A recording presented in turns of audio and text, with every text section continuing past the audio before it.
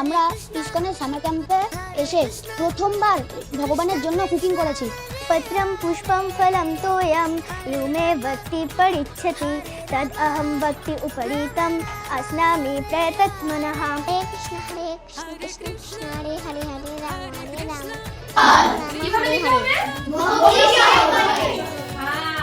এই সামার ক্যাম্পে শিখেছি জাঙ্ক ফুড খাওয়া ভালো নয়, তাহলে আমরা অসুস্থ হয়ে পড়ি এবং আমাদের অনেক মেডিসিন খেতে হয়। সেটা ভালো খাবার হলো বাড়ির তৈরি খাবার ভগবানকে নিবেদন করে খাওয়া। সিক্রেট ইনগ্রেডিয়েন্টস কি?